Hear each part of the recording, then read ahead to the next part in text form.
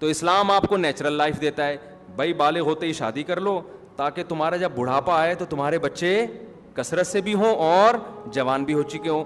غیر مسلموں کے پاس یہ آپشن بھی کیا ہو گیا؟ بولو, ختم. لائف کو انجوائے کرو, گرل فرینڈ بوائے فرینڈ, یہ وہ تھوڑا سا ٹیکنیکل قسم کا سیٹ اپ. وہ سالہ تو نے اپنے نہ تجھے نہ بیوی کی محبت ملے گی نہ عورت کی طرف سے شوہر کی. اور پھر ظاہر ہے جب گرل فرینڈ بوائے فرینڈ کا کلچر عام ہو جائے گا تو آپ جب بیگم لے کر آئیں گے ایک تو اس پہ 10 قسم کے شبہات ہوں گے. پتہ نہیں موبائل مجھے دیکھ کے یوں کیوں کیا تھا اس نے, یہ ہوتا ہے نا. کیونکہ عورت کو بھی پتا ہے میرا میاں جب فون پہ بات کرتا ہے تو کیا کر لیتا ہے. مجھے دیکھتے ہی ایک خاتون نے مجھے بتایا میرے میاں ایسے فون پہ لگاؤ گے جیسے ہی میں آتی ہوں نا تو ایک دم نا تھوڑا سا یوں ہو جاتا ہے. تو اب اس کو وسوسے آنا شروع. دینداروں میں یہ چیز نہیں ہے. لڑکی باپ کے گھر سے زندگی میں پہلا مرد آیا, اس کی زندگی میں وہ وفا کرتی ہے, اس نے مرد دیکھے نہیں ہیں, اس میں حیا ہوتی ہے, وحشت ہوتی ہے اس کو دوسرے مردوں سے. مرد اپنی نگاہیں جھکا کے زندگی گزاری, اس کی زندگی میں جو عورت آئی وہ اس کی بیوی بن کے. اس کو پتا ہے یار یہ حلال ہے. جب حلال میں اس کی تسکین ہو گئی, گند میں منہ مارنے کا اس کا دل بولو نہیں کرے گا, منہ مارنے کا دل نہیں کرے.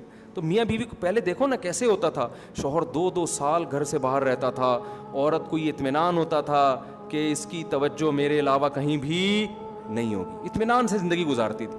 میاں کو اطمینان تھا کہ میری بیگم میری ہے, میرے علاوہ اس کو کوئی جا کے موبائل چیک کرنے کی, خط دیکھنے کی کہیں بھی ضرورت نہیں تھی کہ کہیں گھر سے نکلی ہو تو پیچھے بندہ بھیجے یار جا کہاں رہی, اس کو اطمینان ہے.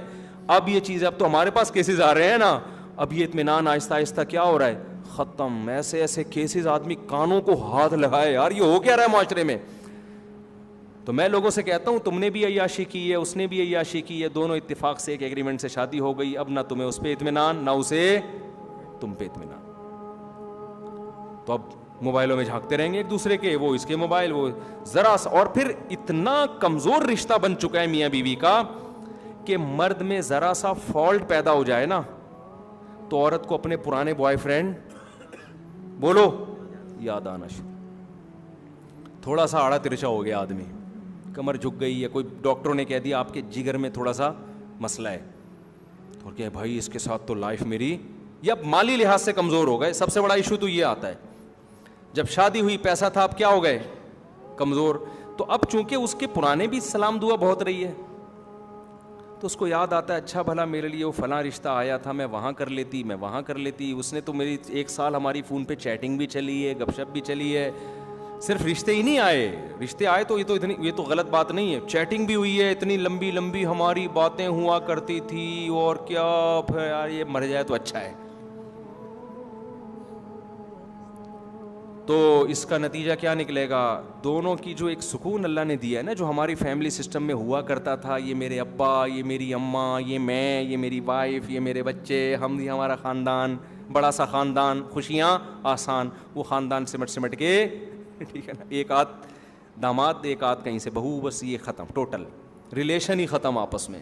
اور ان کا بھی آپس میں اتنا کمزور ریلیشن کہ ان کو بھی ایک دوسرے پر اطمینان نہیں ہے, کیونکہ درندوں کی طرح زندگی گزری ہے.